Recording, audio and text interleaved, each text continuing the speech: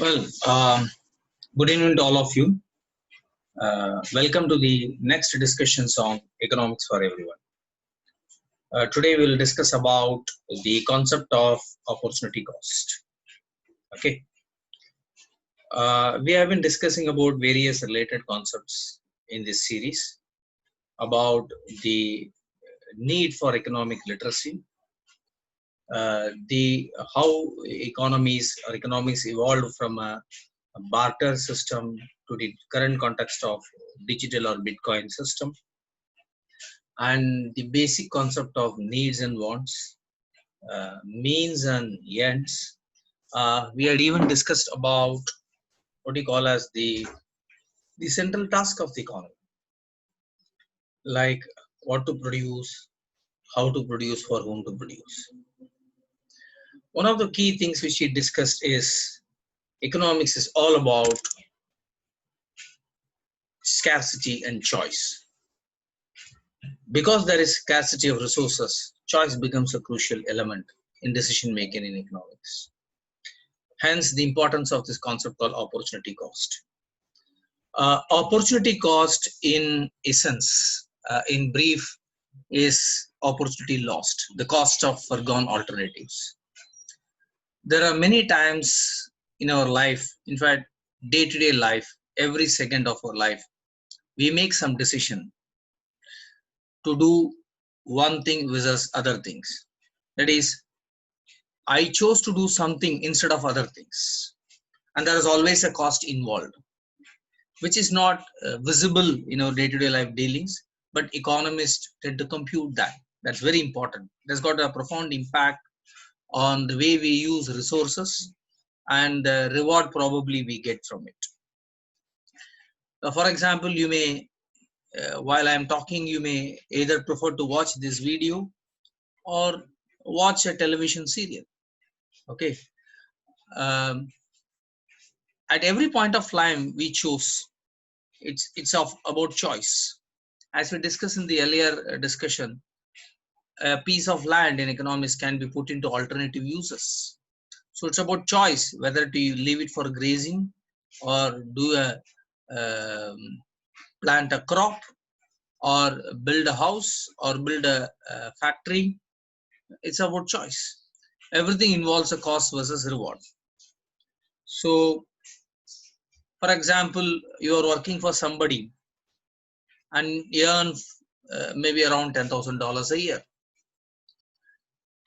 No, you chose to work for yourself, chose to make a business, invest your audience savings money. The next year, your earning is, let us say, around $3,000. The opportunity cost forgone is around $7,000, which you lost if you have worked for somebody. In the second year, you may actually probably make 5,000, so the cost becomes $5,000. Maybe in the third year, you may make a profit by making $12,000. You may make 2,000 more than, where you know now you evaluate the risk and reward involved in choosing one alternative versus others. Thus, the opportunity cost, as indicated here, return on the best option not chosen minus the return on the option chosen. Okay, next best option. That's the right word to do. So it can be profitable or it can end up loss depending upon the risk versus rewards. Thus, it is a very important concept. We also discussed in economics, in the case of what to produce, the choice between guns versus butter. So we discussed, if we have to use our resources to produce more and more of guns, we have to produce less and less of butter. If we have to produce more and more of butter, we have to produce less and less of gun. This is nothing but utilization of resources, which is depicted by production possibility curve in economics, and very well explained by the concept of marginal opportunity cost. Say, for example, in the table given, you are producing 0 units of wheat. I chose a piece of land, as we discussed, produce 0 units of wheat. And I completely involve the whole plot of land with the production of rice. So I produce 400 units of rice. So if you have to produce 400 units of rice, I cannot produce any unit of wheat, or I use, as technically you can say, 0 units. If I want to produce 10 units of wheat, do another cropping in the same plot of land, I have to give up some unit of production of rice. For example, to produce 10 units from 0 units of production of wheat in the same plot, I produce 350 units of rice instead of 400 units earlier, which means to produce additional 10 units, I give up 50 units of rice to produce additional 10 units of wheat. So as the table goes, you can see from 10 units to next 10 units, that is 20 units of wheat, I come down from production of rice from 350 to 250. That is, I give up 100 units. To next 10 units of production of wheat up to 30, I probably give 115 units.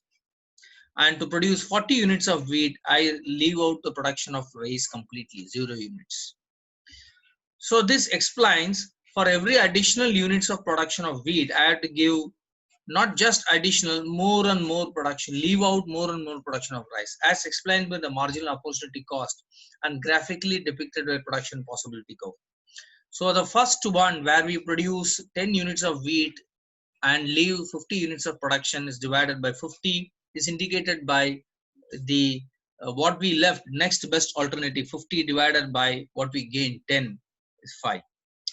In the next level, to produce additional 50, that is 10 units of wheat, I go 100 units of production of rice. So 100 by 10, 10. Similarly, as the production goes, we can observe the production marginal opportunity cost of production goes from 5 units to 10 units, 11.5 units to 13.5 units. That is, to produce more and more of wheat, we leave out more and more production of rice.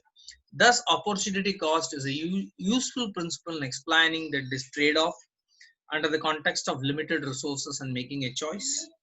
And as discussed and earlier, it talks about the choice between various alternative, which we probably face in our every day-to-day life. It talks about the risk versus reward. So thus it plays a crucial role. Okay. Thank you. Yeah. Thank you very much. We'll meet next time.